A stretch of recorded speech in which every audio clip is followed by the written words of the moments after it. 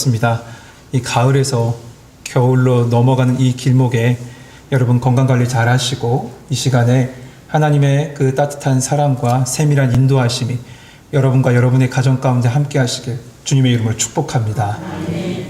오늘 본문은 8장부터 시작된 이 길고 길었던 우상의 제물을 먹는 문제에 관한 결론 부분입니다.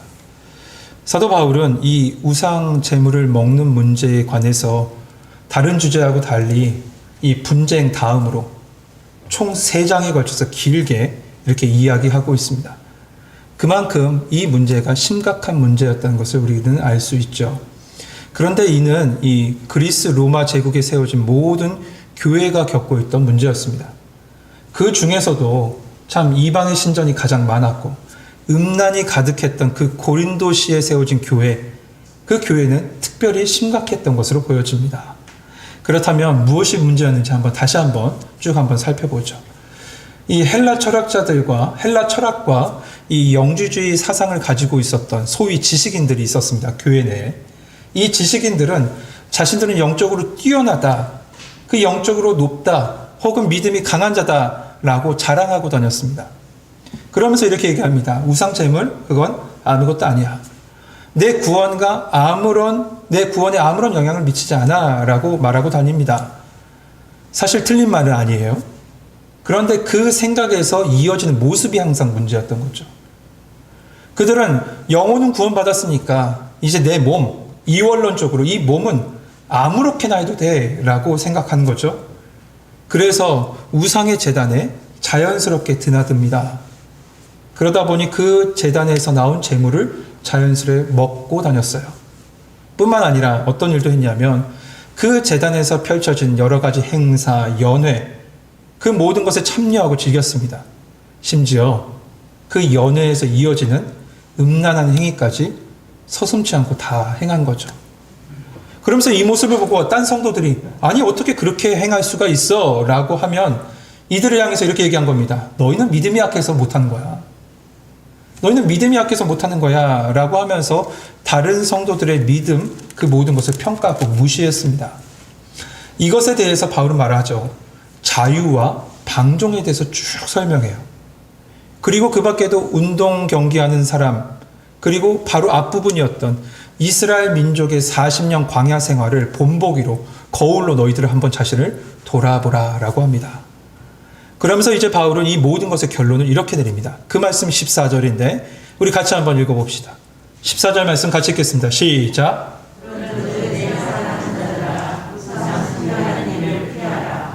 아멘. 바울이 말한 결론은 오늘 본문에서 크게 2가지로 볼 수 있어요. 첫 번째, 14절에서부터 22절에 나온 우상숭배를 피하라예요. 우상숭배를 피하라. 성도 여러분, 이 고린도 교회 성도들이 바울에게 질문한 내용을 가지고 바울은 지금 계속 기술하고 있죠. 근데 지금 이 바울에게 질문해온 문제가 무엇이었습니까? 바로 우상의 제물을 먹느냐 먹지 않느냐에 관한 문제를 질문해 왔습니다. 그런데 바울의 대답은 뭡니까? 먹어라, 먹지 말라가 아니라 우상 숭배를 피하라요. 지금 고린도 교회가 겪고 있는 문제는 그러니까 단순하게 먹고 마시는 문제가 아니었다는 거죠. 그리고 또한 믿음이 강한 자와 믿음이 약한 자의 모습, 그 문제도 아니었어요. 이 모습은 다 뭐였냐면 우상 숭배 문제였다는 거죠. 그러면서 바울은 이어서 이야기합니다. 우상 숭배를 피하라고요. 여러분, 이 피하라는 말은 달아나라라는 뜻이에요. 달아나라. 그러니까 할 수만 있으면 멀리 그 우상의 제물, 우상 숭배에서 달아나라는 거죠. 이것에 대해서 주석가 로버트스는 이렇게 말합니다. 그들은 우상에 관하여 얼마나 가까이 나아갈 수 있는지 시도해서는 안 된다. 오히려 얼마나 멀리 달아날 수 있는지 시도해야 한다라고 이렇게 써놨어요. 그러니까 될 수 있으면 멀리 피하고 도망쳐 가라라는 것이죠. 그러면서 바울은 말합니다. 15절에서 나는 지혜 있는 자들에게 말한 것 같이 하노니 너희는 내가 이른 말을 스스로 판단하라. 이 말은 이거예요. 너희들 참 지혜 있다라고 하잖아. 너희들은 뛰어나다라고 하잖아. 그렇다면 한번 이제는 이 말을 했으니까 너희들 한번 스스로 판단해봐라 라는 겁니다. 그러면서 이제 바울은 그렇다면 왜 바울은 왜 이 모든 이 우상숭배에서 이 피하라라고 했을까요? 그 말씀은 이 쭉 14절에서부터 22절에 나온 한 단어 속에서 우리는 깊이 묵상할 수 있습니다. 그 단어는 뭐냐면 참여함이에요. 참여함. 이 참여함이란 단어가 총 이 14절에서부터 22절에 6번 나옵니다. 그리고 그 참여함의 모습을 3가지 방면으로 보여주고 있어요. 그 첫 번째가 16절에 나옵니다. 16절 봅시다. 우리가 축복하는 바 축복의 자는 그리스도의 피에 참여함이 아니며 우리가 떼는 떡은 그리스도의 몸에 참여함이 아니냐. 첫 번째 모습은 그리스도의 피와 그리스도의 몸에 참여함을 이야기합니다.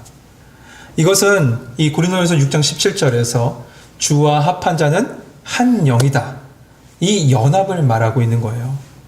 다시 말해서 이거죠. 그리스도는 교회의 머리시고 교회는 그의 몸이고 성도는 그의 몸의 지체라는 겁니다. 그런데 이 교회는 그 연합과 참여함과 또한 교제함을 무엇을 통해서 확인할 수 있냐? 바로 성찬을 통해서 고백하고 기념하고 확인할 수 있다는 거예요.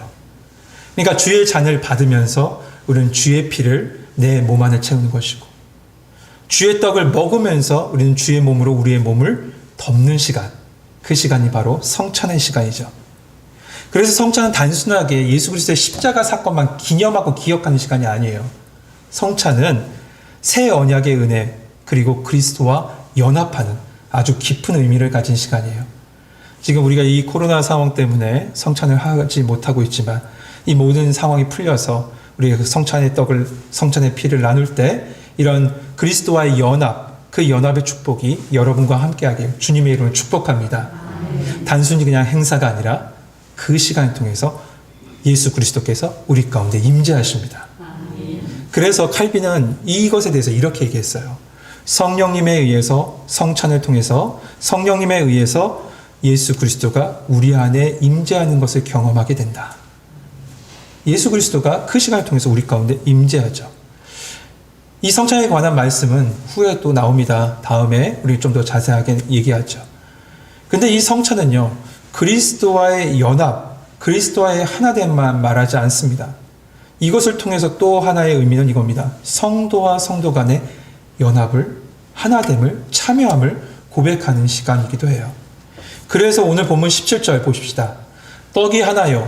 많은 우리가 한 몸이니 이는 우리가 다 한 떡에 참여함이라 라고 하고 있는 거예요. 이 참여함이라는 단어는 코이노니아, 우리가 잘 아는 코이노니아입니다. 이 코이노니아는 주님과 함께 교제하는 수직적인 참여, 수직적인 교제가 있는 동시에 또한 믿음의 공동체 안에서 수평적인 교제, 수평적인 만남 또한 같이 말씀하고 있는 거죠. 여러분, 우리 몸에는 참 다양한 이 기관들이 있죠. 그런데 우리는 그 각 기관을 따로 부르진 않습니다. 그 말이 뭐냐면 예를 들어서 이거예요. 야, 누구야? 너 참 눈 예쁘구나. 라고 하지. 거기 누구 안에 있는 누나, 너 참 예쁘구나. 이렇게 하지는 않잖아요. 그리고 여러분 보세요. 새끼 발가락이 다쳤어요. 그러면 새끼 발가락만 아픕니까? 몸 전체가 다 아프잖아요. 이처럼 우리는 참 다양한 지체지만 주의 교회 안에서, 주 안에서 하나라는 것이죠. 여러분 믿으십니까? 제가 응급실에 한 청년을 압니다. 그 청년이 이야기하길 이런 얘기를 해요. 자신이 가장 고통스러울 때가 언제냐면, 이 일을 하면서 고통스러울 때가 언제냐면 절단 사고가 나서 응급실에 실려온 환자를 볼 때가 가장 고통스럽대요. 지체가 떨어져 있는 그 모습을 보면 너무나도 어렵대요. 마음이 두려움이 생긴대요. 우리 지체가 우리 몸 안에서 한 몸을 이룰 때는요, 전혀 거부감이 없죠. 도리어 예쁘다고 하고 아름답다라고 그렇게 표현해요. 그런데 내 신체에서 떨어져 나온 그 모습을 보세요. 우린 자연스럽게 그 청년처럼 거부감을 느낄 겁니다. 이처럼 교회 안에는 참 다양한 지체가 있어요. 그런데 하나님께서 어떻게 하셨냐? 우리를 이 청교회 안에서 하나 되게 하신 줄 믿습니다. 그래서 우리는 주의 교회 안에 있을 때 가장 아름답습니다. 그래서 옆에 계신 분과 인사합시다. 아름다우십니다. 네. 네. 아름답다고 하니까 다 좋아하시네요. 주의 교회 안에 있으니까 아름다운 거예요. 처음 교회 안에 있기 때문에 주의 교회로 묶어주셨기 때문에 여러분의 모습이 아름다운 줄 믿습니다. 결국 교회 안에는 다양한 지체가 있지만 그리스도의 몸된 교회 안에 하나 돼서 우리는 모두 다 수직적으로 함께 하나님을 찬양하고 하나님과 교제하고 연합하고 수평적으로 성도와 성도 간에 주의 교제가 이루어지는 것. 이것이 바로 성찬 안에서 참여하는 참여함의 모습입니다. 두 번째 참여함의 모습은 구약의 제사의 모습을 이야기하고 있어요. 18절 말씀 봅시다. 육체를 따라 난 이스라엘을 보라. 제물을 먹는 자들이 제단에 참여한 자들이 아니냐. 신약의 교회에만 아니라 이 구약의 성도들도 그 구약의 제사를 통해서 하나님께 참여한 자가 되고 또한 공동체 안에서 참여함, 함께함, 교제함, 연합함이 된다라고 말씀해 주고 있어요. 하나님 앞에서 먼저 제사를 드린 다음에요. 신명기 12장 18절 말씀에 보면 내 하나님 여호와 앞에서 너는 내 자녀와 노비와 성중에 거하는 레위인과 함께 그것을 먹으라 라고 했습니다. 그러니까 주의 제물을 나눠 먹음으로 인해서 하나님과 교제하고 이웃과 교제하는 그 기쁨에 참여하라 라고 이렇게 말씀해 주고 계신 것이죠. 그런데 이것은 또한 이런 의미도 가져요. 방금 신약교회에서는 성찬을 먹으면서 우리가 함께 참여하고 교제함을 이야기했다면 이 구약의 제사의 모습을 통해서 무엇을 말씀하냐? 그 제사의 자리에 참여함, 그 제사 자리에 참여함으로 함께 하나 된다는 것을 의미해요. 제사 자리예요. 음식을 먹으면서 하나 되는 것, 또한 제사 자리에 함께하면서 하나됨을 말하고 있는 것이죠. 이처럼 이 바울은요, 두 가지 모습, 신약교회의 성찬의 모습과 구약의 제사의 모습을 말한 다음에 이 모습을 이제는 궁극적으로 말하고자 했던 우상의 참여함에 대해서 적용하고 말합니다. 그 말씀이 19절 20절이에요. 그 말씀을 읽으면 이렇습니다. 그런즉 내가 무엇을 말하느냐? 우상의 제물이 무엇이며 우상은 무엇이냐? 무릇 이방인이 제사하는 것은 귀신에게 하는 것이요 하나님께 하는 것이 아니니 나는 너희가 귀신과 교제하는 자가 되기를 원하지 아니하노라. 먼저 우리는 이 말씀 속에서 알아야 될 건 19절 말씀을 통해서 우리가 다시 한번 생각해야 될 건 이겁니다. 우상의 제물, 우상은 아무것도 아니라는 거예요. 아무것도 아니에요. 다만 20절 말씀처럼 제사 이면에 그것을 묻고 있는 어둠의 권세가 있다는 거죠. 그러므로 그 어둠의 권세와 교제하는 것이 바로 우상 숭배인 만큼 그 우상 숭배 자리에서 어떻게 해요? 피하라, 피하라 라고 하고 있는 거예요. 그렇습니다. 우리가 성찬에 참여하면서 우리는 그리스도와 연합하고 교제하는 그리스도인으로 섰습니다. 그런데 이번에 다시 또 우상의 축제에 참여하면서 귀신과 교제하는 것, 그 모습이 말이 되냐? 지금 바울은 이렇게 얘기하는 거죠. 그래서 21절 이렇게 말하고 있는 거예요. 21절 보면 너희가 주의 잔과 귀신의 잔을 겸히 마시지 못하고 주의 식탁과 귀신의 식탁을 겸히 참여하지 못하리라. 고린도후서 6장에도 비슷한 말씀이에요. 그 말씀 이겁니다. 그리스도와 벨리알이 어찌 조화되며 믿는 자와 믿지 않는 자가 어찌 상관하며 하나님의 성전과 우상이 어찌 일치가 되리요.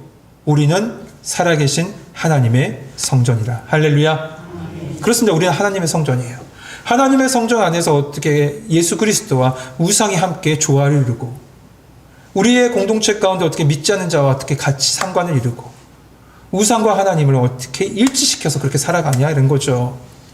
그러면서 22절에 이렇게 얘기합니다. 너희가 만일 주님의 그 크신 사랑과 그 신뢰를 저버린다면 질투하신 하나님은 불같은 진노로 너에게 임하실 것이다. 22절 말씀은 요약하면 바로 그렇게 경고하고 있는 거예요. 성도 여러분, 그리스도인은 이렇게 유형의 우상을 대놓고 그것을 섬기는 사람은 없을 겁니다. 혹시 계신 분은 안 계시죠? 겸히 믿는 분은 안 계실 거예요. 하지만 우리 안에 있는 무형의 우상이 있어요. 재물의 우상이 있고요. 학벌의 우상이 있고요. 지식의 우상이 있고 교만의 우상이 있고 나를 우상으로 세워요. 바벨탑처럼요. 나를 우상으로 세워갑니다. 그래서 그것에 참여하고 그것에 교제한다면 질투하신 하나님이 가만히 계시겠냐는 거예요. 사랑이 많으신 하나님이 가만히 계시겠냐는 거죠. 한 남편이 있습니다. 그 남편이 아내에게 얘기해요. 여보, 난 당신을 99% 사랑해. 그리고 옆집 아가씨를 1%만 사랑해. 잘했지? 그러면 아내가 뭐라고 얘기하겠어요? 이토록 나를 사랑해 주셔서 감사합니다 라고 하겠어요? 주먹이 날라오겠어요? 당연히 주먹이 날라오죠. 오직 우리는 온 마음으로 주님과 연합하는 거예요. 온 마음으로 주님과 교제하는 거고요. 주님과 완전한 연합, 하나됨을 이루는 거예요. 오직 여러분의 마음과 여러분의 생활과 여러분의 삶이 오직 주님과 온전한 연합이 있길 주님의 이름을 축복합니다. 두 번째 결론의 말씀은 다 하나님의 영광을 위해서 하랍니다. 우리 23절, 24절 말씀 한번 다 같이 한번 읽어봅시다. 23절, 24절 말씀 같이 읽겠습니다. 시작.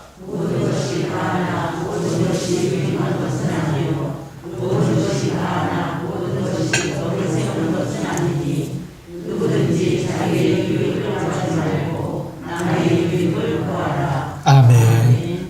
23절에 말씀한 모든 것이 가하다. 이 말은 당시 고린도 교회 그 믿음이 강하다고, 소위 믿음이 강하고 영적으로 강하다고 한 사람들의 주장이었습니다. 모든 것이 가하다. 이 구호였는데요. 이것은 그리스도 안에서 주어진 자유를 말하는 거죠. 근데 바울도 이것에 대해서 동의했어요. 하지만 이 복음의 자유를 곡해해서 자유를 넘어서 방종에 이른다는 것이 문제가 되는 거예요. 그래서 바울은 말합니다. 모든 것이 가하나 모든 것이 유익한가 아니야. 모든 것이 너의 인생 가운데 가하지만 모든 것이 덕을 세우는 것은 아니다라고 얘기해요. 그렇다면 우리 그리스도인들은 어떻게 해야 되냐? 24절 말하죠. 누구든지 자기 유익을 구하지 말고 누구의 유익을 구하라고요? 남의 유익을 구하래요.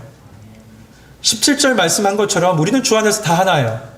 한 몸임을 인식해야 돼요.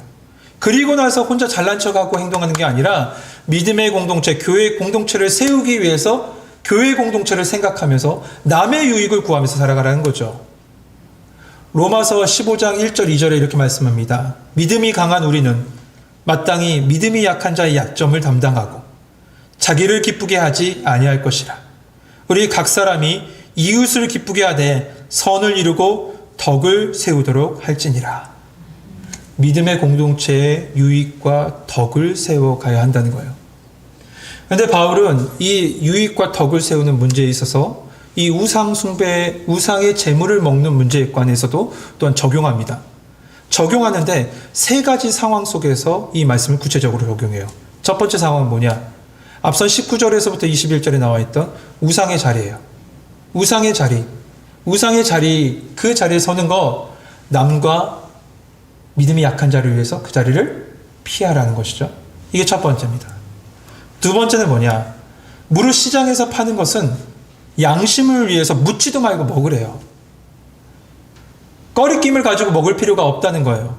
왜냐하면 26절에 말씀합니다. 이는 땅과 거기 충만한 것이 누구의 것이라고요? 주의 것이기 때문에 괜찮다. 꺼리끼지 말고 먹어라 해요. 근데 중요한 건 이거예요. 이 말을 하고서 쭉 연결하는 거죠. 다만 세 번째, 불신자의 초청이 있을 때예요. 불신자의 초청이 있을 때 어떻게 하냐? 불신자 가정에서 음식을 차려놓고 쭉 있으면 일단 묻지 말고 먹으래요. 상관없으니까. 그런데 혹시 누군가 이렇게 얘기합니다. 이거 우상의 제물이에요. 이거 우상의 제물이에요. 라고 한 사람이 있다면 그 알게 한 사람과 그 사람의 양심을 위해 어떻게 해요? 먹지 말라는 거예요. 왜 이렇게 해야 될까? 29절 30절에 이렇게 말합니다. 그리스도인에겐 자유가 있지만 그러나 이 우상의 제물이라고 말했던 자가 혹 믿음이 약한 자라면 그 약한 믿음과 양심이 손상되지 않기 위해서 먹지 말라는 거예요.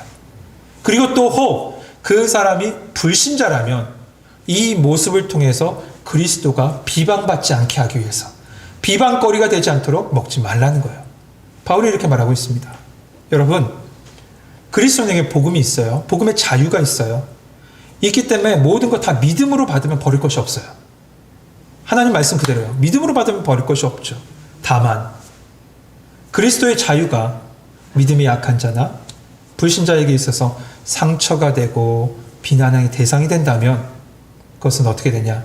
과감히 그것을 하지 않는 것이 좋다라고 하고 있는 거죠. 한마디로 그리스도인은 믿음과 신앙, 삶에 있어서 균형과 조화를 이뤄야 돼요. 균형과 조화를 이뤄야 돼요.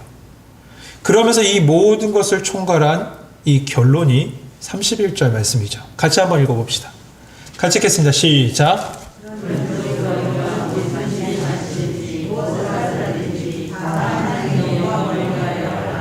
아멘.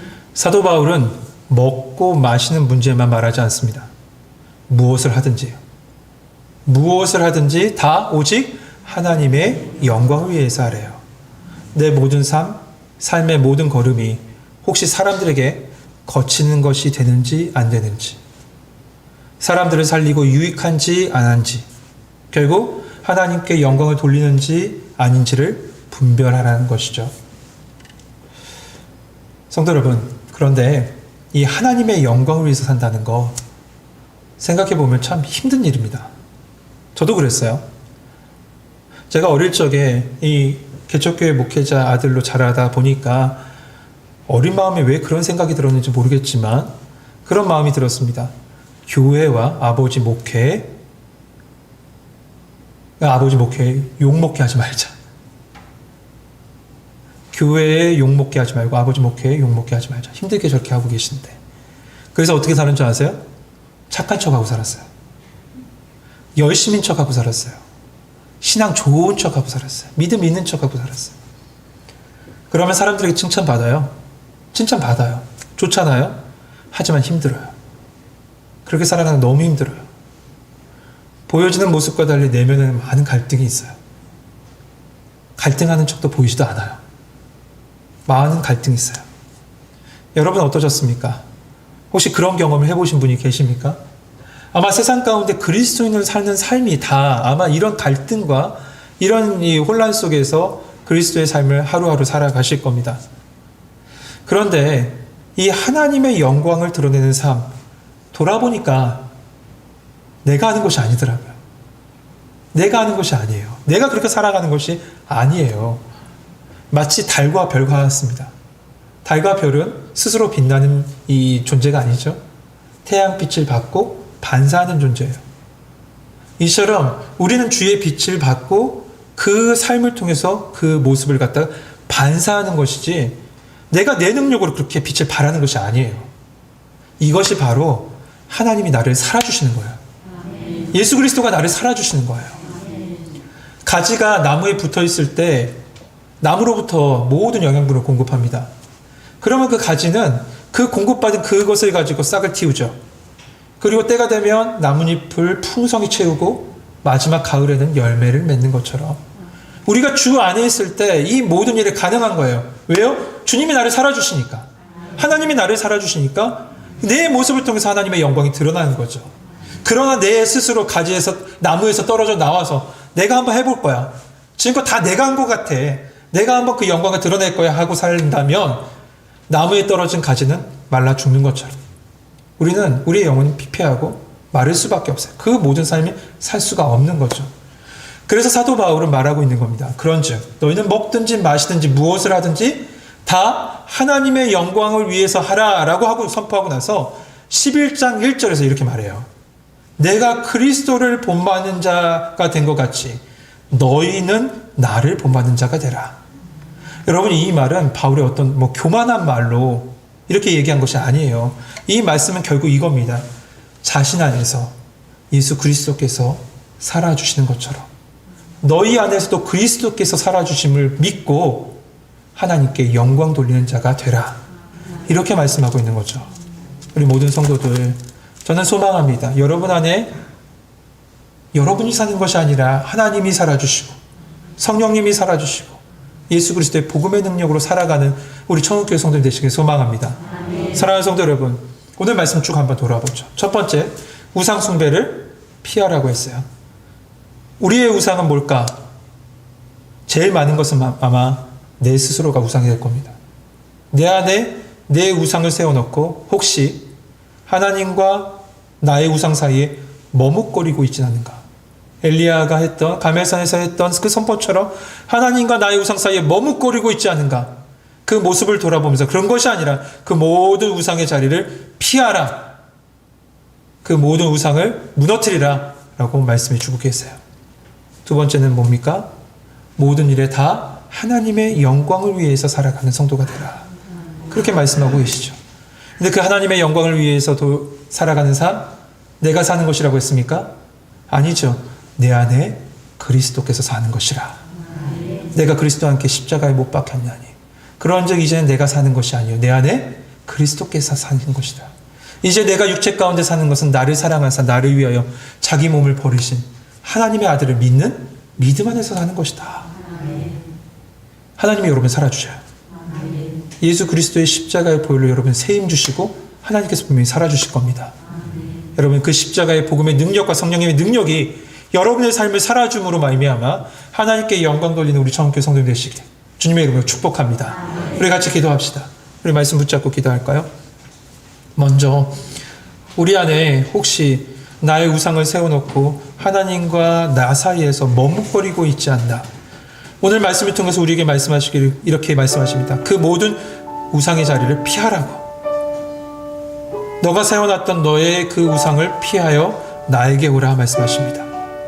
또한 우리의 모든 삶을 통해서 하나님 영광 받으시길 원하시고 모든 삶이 하나님의 영광이 되는 삶을 살아가라 말씀하시죠. 내가 사는 것이 아니라고 했습니다. 우리 주님이 나를 살아주셔야 됩니다. 오늘 이 두 가지 기도 제목 가지고 우리 기도할 때 하나님이 살아주시고 하나님께 영광 돌리는 여러분의 삶이 될 줄 믿습니다. 이 기도 제목 가지고 같이 기도합니다. 기도하겠습니다. 살아계신 하나님 아버지, 오늘 말씀을 통해서 우리의 모든 삶과 우리의 모든 걸음들을 돌아봅니다. 하나님 아버지, 믿음의 교만한 자가 되지 않고 복음을 안다고 자랑하는 자가 되지 않게 하시고 오직 복음이 나를 살아주시고 그 앞에 겸손히 설 수 있는 저희들 되게 하여 주옵소서. 혹 내 안에 나를 세워놓고 아버지 하나님 그 나와 하나님 사이에서 머뭇거리는 자가 있습니까? 아버지 하나님 그 모든 우상의 자리를 피하고 온전하게 내 마음을 주님께 맡길 수 있도록 도와주옵소서. 나는 죽고 예수로 살아가는 자 될 수 있도록 도와주시옵소서. 그래서 하나님 아버지 내 삶을 통해서 온전하게 하나님 영광 받아주시옵소서. 하나님 영광 돌리는 삶 살 때 하나님 아버지 내 인생의 모든 하나님의 영광이 가득 참으로 말미암아 우리 인생 안에 빛나는 인생, 주의 빛을 비치는 인생이 될 줄 믿습니다. 내가 사는 것이 아니라고 했습니다. 하나님이 살아주셔야 된다고 했습니다. 주여 나를 살아주시옵소서. 내 안에 하나님 아버지 나를 살아주시고 내 안에 그리스도만 영광만 하나님 아버지 드러날 수 있도록 도와주시옵소서. 주님 감사합니다. 이 기도의 시간에 함께 나오시게 하시옵소서. 하나님 아버지, 이 고린도전서 말씀을 쭉 보면서 이 고린도 교회의 모습이 우리의 모습임을 다시 한번 돌아봅니다. 영적인 교만함으로 말미암아 하나님의 말씀을 잘못 받고 있지는 않았는지, 그 교만한 마음으로 신앙생활하는지 다시 한번 돌아보길 소망합니다. 주여, 우리가 온전하게 주님만 바라볼 수 있도록 도와주시옵소서. 오직 내 안에 오직 예수 그리스도의 십자가만 세워지게 하여 주시고 나는 죽고 예수 그리스도로 살 수 있는 저희들 되게 하여 주옵소서. 특별히 우리의 삶을 통해서 오직 하나님의 영광만 드러나길 소망합니다. 그러나 내 힘으로 할 수 없음을 아시지요. 내 능력으로 할 수 없음을 아시지요. 오직 주님께서 나를 살아주심으로 걸음마다 말마다 찬양마다 하나님 모든 호흡마다 오직 주님의 영광만 드러나며 살아가는 우리 청운교회 성도들 되게 하여 주시옵소서. 예수 그리스도의 이름으로 감사하며 기도하옵나이다. 아멘.